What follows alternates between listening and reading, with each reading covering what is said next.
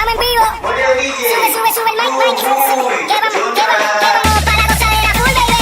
Chequi, chequi, chequi, chequi, chequi, chequi, chequi. Chequi, chequi, chequi, chequi, chequi, chequi, chequi. Chequi, chequi, chequi, chequi, chequi, chequi, chequi. ¿Cómo es? Dame una vueltita otra vez. Sengketa perairan laut Natuna antara Indonesia dengan Vietnam.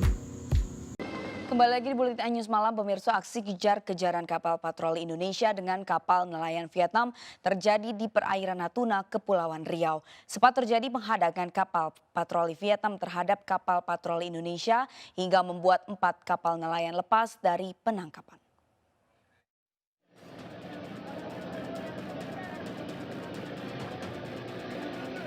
Petugas tim patroli pengawas sumber daya laut dan perikanan PSDKP sambil berteriak meminta sebuah kapal nelayan Vietnam untuk berhenti. Akan tetapi kapal nelayan tetap berupaya kabur hingga membuat petugas terpaksa menodongkan senjata ke arah nahkoda kapal. Tidak juga mau menyerah, membuat petugas terpaksa melepaskan tembakan peringatan ke udara. Sementara petugas nekat melompat ke atas kapal dan langsung menahan para pelayan Vietnam.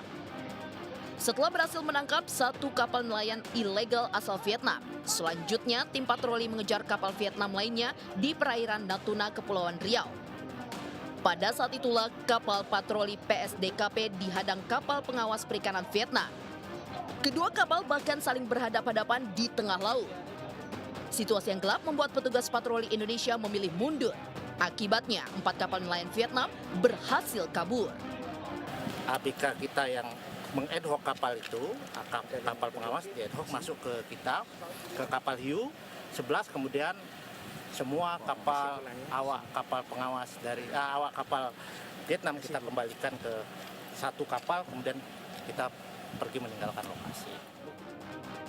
Sebanyak 6 kapal nelayan Vietnam tidak berizin beserta belasan ABK-nya yang berhasil ditangkap. Saat ini ditahan di dermaga PSDKP Batam. Dari Batam, Kepulauan Riau, Gusti Yenosa, iNews melaporkan. Latar belakang. Sebelum kita lanjut lebih jauh, kita menjelaskan dulu. CAA adalah laut lepas di mana sebuah negara mempunyai hak berdaulat atau dalam hal ini sovereign right atas sumber daya alam yang ada di dalam laut itu. Menurut Konvensi Hukum Nasional, hukum laut internasional, di wilayah perairan ini negara mempunyai hak untuk melakukan eksplorasi dan eksploitasi, konvensi dan pengelolaan sumber daya alam hayati maupun non hayati. CE juga adalah laut lepas di mana sebuah negara mempunyai hak berdaulat atas sumber daya alam yang ada di lautan itu. Dalam hal ini, Indonesia sudah mengklaim terlebih dahulu CAA sejak tahun 1982 dan Indonesia mempunyai garis ukur 200 mil dari pulau terluar. Saya mengambil contoh perpecahan yang terjadi antara Indonesia dan Vietnam itu pada tahun 2019, di mana kapal dari negara Vietnam mencuri ikan di Laut Natuna. Di sini ada contoh penangkapan dari Angkatan Laut, beberapa ABK yang ditangkap, ABK Vietnam, dan disita kapal-kapalnya. 2 kapal pengawas milik pemerintah Vietnam dilaporkan menabrak lambung kapal TNI AL KRI TJIP TADI 381 di Laut Natuna Utara tanggal 29 bulan Ampah, wilayah yang diakui Indonesia sebagai se-Indonesia. Adapun mengenai para pihak yang bersengketa yaitu Indonesia dan Vietnam, Kita mulai dari Indonesia. Konvensi UNCLOS CEE Indonesia sudah dilakukan selama 25 tahun. Secara terus-menerus berhasil memperoleh pengakuan resmi masyarakat internasional. UNCLOS adalah hasil dari konvensi-konvensi PBB mengenai hukum laut yang berlangsung sejak 1973 sampai 1982. Hingga kini, tak kurang dari 158 negara yang telah menyatakan bergabung dengan konvensi tersebut, termasuk Uni Eropa. Pengakuan resmi secara internasional itu mewujudkan satu kesatuan wilayah sesuai dengan Deklarasi Juanda 13 Desember 1957. Kepulauan Indonesia sebagai satu kesatuan politik, ekonomi, sosial, budaya, dan pertahanan keamanan tidak lagi sebatas klaim sepihak pemerintah Indonesia. Penguatan wilayah laut Indonesia sebagaimana diatur dalam UNCLOS 1982 juga telah diperkuat melalui Undang-Undang Nomor 32 Tahun 2014 tentang kelautan.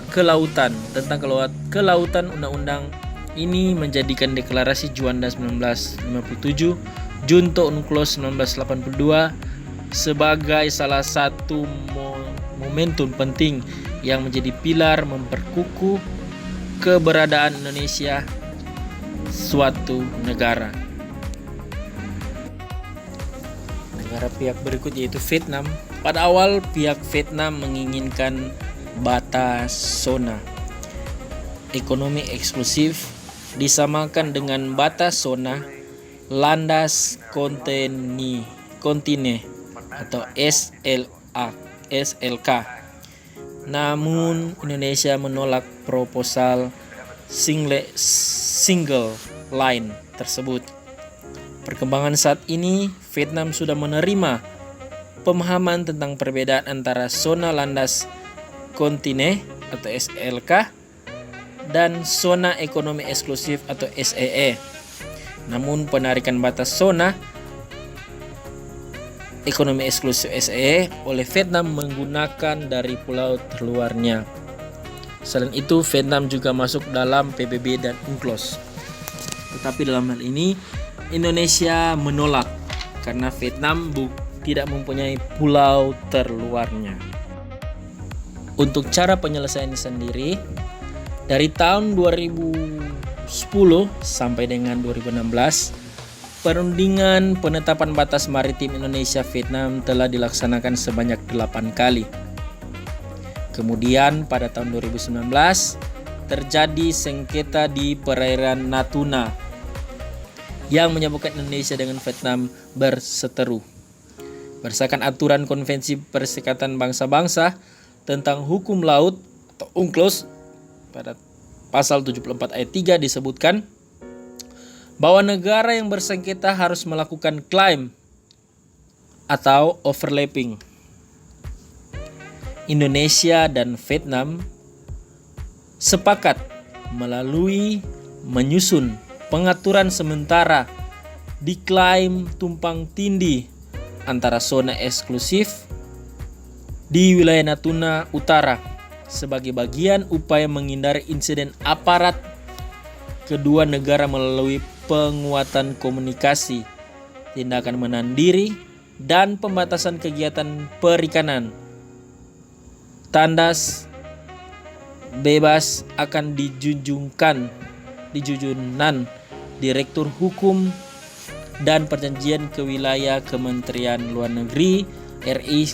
Kesepakatan tersebut dihasilkan dalam pertemuan Technical Working Group di sela-sela Technical Meeting ke-12 perundingan CE antara kedua negara di Surabaya tanggal 20 sampai 21 Agustus 2019.